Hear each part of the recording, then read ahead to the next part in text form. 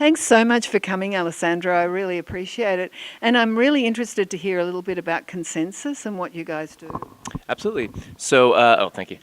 So Consensys is a venture production studio for Ethereum blockchain decentralized applications. So we create a whole series of applications that don't require a central intermediary to run, and they help people do things peer-to-peer using the Ethereum blockchain.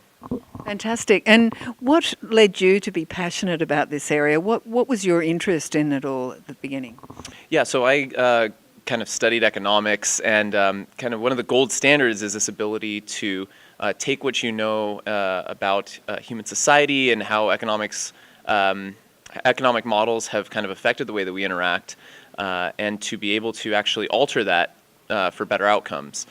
So when I think about the opportunity to sort of remove central intermediaries, allow people to do things more directly, hopefully cutting out some inefficiencies, while at the same time giving more power to people, and also giving them mechanisms to make sure that bad actors don't kind of ruin any commons or any processes that they want to run with other people, that's really exciting, to design better systems that let people take more control over their lives. We have so little time these days, and anything that makes these processes run efficiently and cleanly and transparently, I think are fantastic, and obviously the blockchain has amazing potential for that.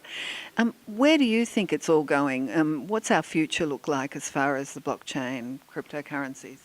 Yeah, so I think right now we're kind of exploring what it means to have these kind of raw financial tools to incentivize and disincentivize people from doing things. I think what that's going to lead up to is this world of shared infrastructure and trusted infrastructure. So that means we're going to share our computing power, we're going to share our assets in new kinds of ways. We're going to be able to sort of define how we want those things used and how we want to contribute them, and have that be reinforced and enforced by technology rather than relying on people to enforce it, which can be sort of a touchy, not completely secure way to do things. So hopefully it's just a more perfect way for us to share things, and yeah, like you said, have transparency on those things. And do you think that adoption is going to increase? I just noticed just over the last year, even the membership in the FinTech, the